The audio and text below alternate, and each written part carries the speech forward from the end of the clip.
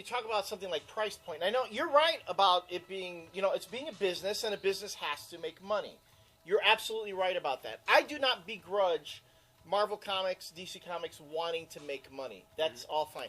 But the reality is something like a price point that is defined by your target audience and what they feel the product is worth.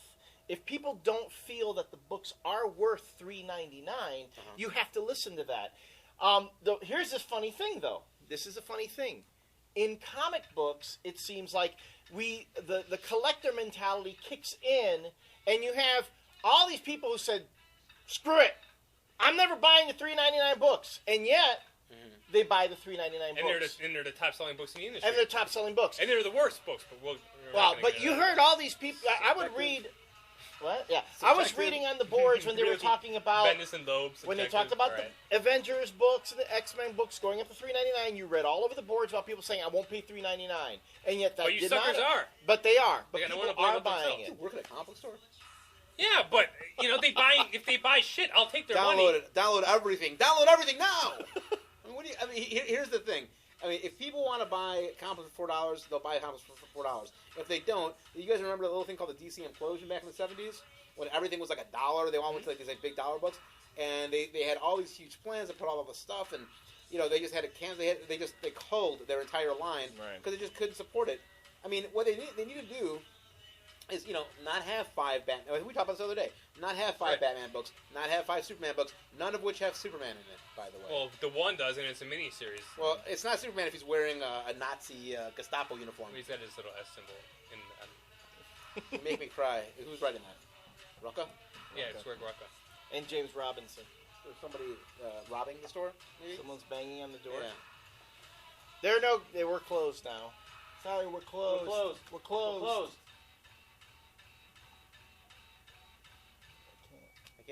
We're closed. Sorry. Man. I don't know. That's something new. Yeah, it's fucking 9:30 at night. He's doing this. He wants to talk to us, maybe? Yeah, I don't care. Drinking? In any case, I don't know. I know this is a very subjective thing. I don't. You gotta say though that the culture within comic books is unique, and I think that the comic book companies recognize that. Is it that unique though? Because it's kind of similar to like a nicotine addict. You keep taxing cigarettes because people are going to have to buy them. Well, we've talked about many times that comic book collectors are creatures of habit, and they're just going to keep. If it's in their pull box, they're just going to take it anyway, and they're not going to take it off their club. They're just going to keep getting it, and they're just going to pay whatever it is, and it's just out of habit.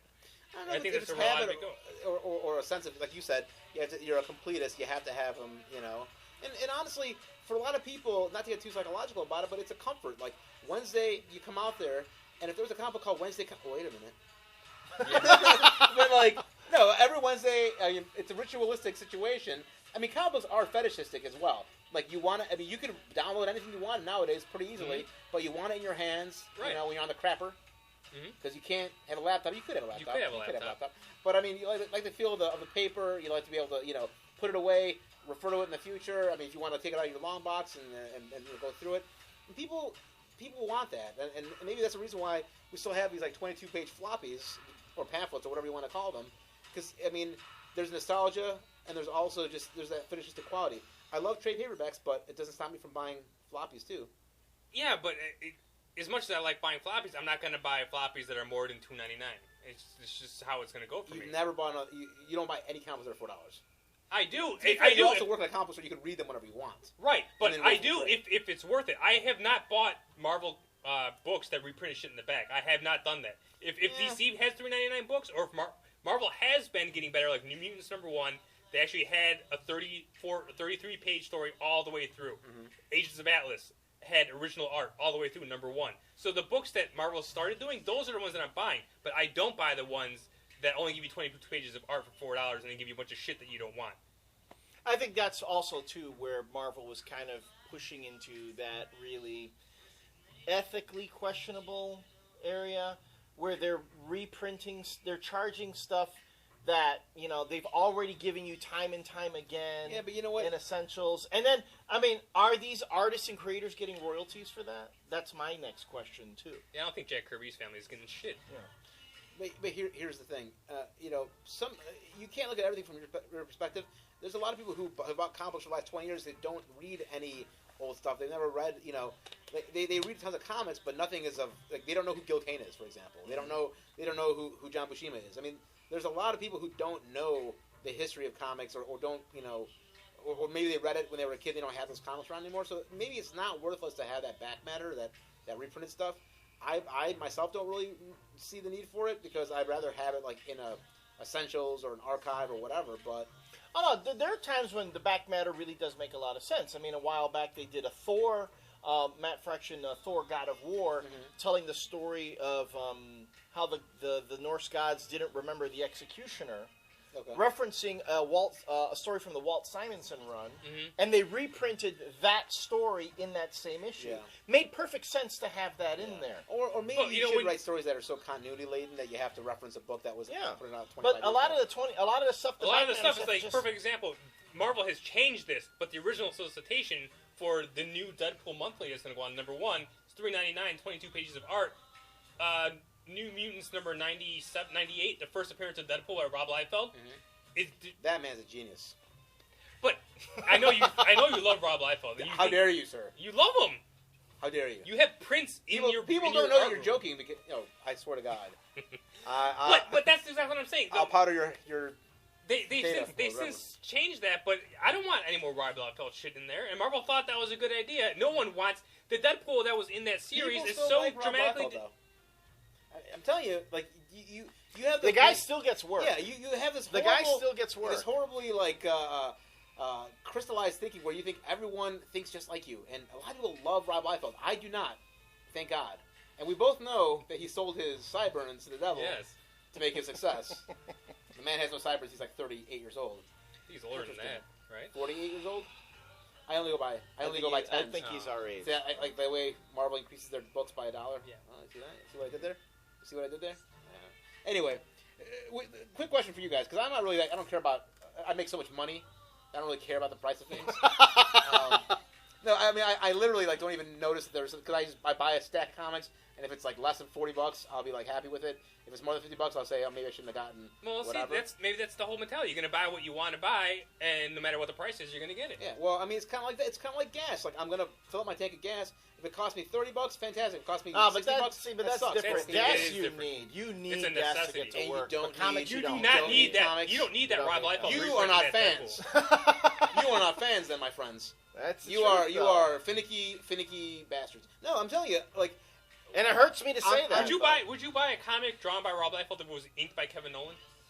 Ooh, that's interesting. You know, I mean, Kevin Nolan inking Steve Ditko was interesting, so I can't imagine Kevin Nolan would just redraw it all. I mean, right? Well, I mean, Rob Liefeld is a horrible artist. I'm sure a nice guy, but the thing is, he is a nice guy. There are people that he's a nice like guy. His work. Actually, I mean, Rob, just so you know, we think you're a really nice guy. I mean, I think he's a nice guy. He's never shitty to his fans. He's always really good. No, whenever I see him at cons, I was actually way back in the day when Extreme Studios. I used to work at a store, and we had Extreme Studios sign there. He was a totally nice guy. No, he still is a nice guy, because I see him drawing for fans and talking about him. He's a great guy. I just can't stand his fucking art. Yeah. I'm sorry. So again, we can separate the person from his work. You know. Right, but the thing is this. I mean, what I'm just saying is that he has a significant fan base.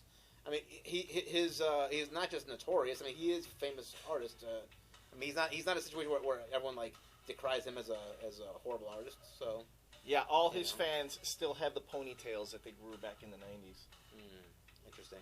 Yeah. And the shoulder pads, or those? Just I think they're shitting on. Yeah, well, that too. Yeah. All right, we started on price points and ended on Rob Liefeld. Anything else? I don't want this night to ever end. Well, I'm afraid. Because I think that guy's going to probably shoot us. I don't know. I'm worried. I'm a little He's wearing a bandana and he had a mustache. I know. Mustache. He looked like a gigantic goatee. Oh, that too. Okay, guys, just so you know. If this might be our last show. If this is our last show. I love you, my family. The guy killed us in the parking lot. Although, how does this even get put on? It'll be like that fucking Cloverfield shit. Yes, it will be. It'll be like Cloverfield. Exactly. Yeah. Get a close or Blair Witch. They'll find these tapes later on and someone will post them. All right. That's it. Thanks. Hey, Abby, thanks for been joining fun. us. Thank you very man. much. Thanks I for appreciate being here. Hopefully, there'll be a huge backlash against my appearance. I hope so. I apologize if that was the case. I'm usually a lot funnier, smarter, and better looking than this. Big Boobs and Hourglass Bodies Comic Warrior, actually one of our highest rated videos, and I'm still trying to figure out why. Boobs. Somebody out there tell me why I shouldn't just change the name of the show to that, because we did nothing to the content. The content was exactly Maybe the same. change the name of the show to Comic Tits. Might be next. Comic Tits. That might be next. It'll be the CTTV. You never know. Nice. All right, folks. Thanks for joining us, and we look forward to your comments, your feedback, your messages. Sar, yes, I get every message you send me. We will talk about manga. I'm almost through the first 2 volumes of Battle Royale. We'll get to you. Don't worry. See you next time.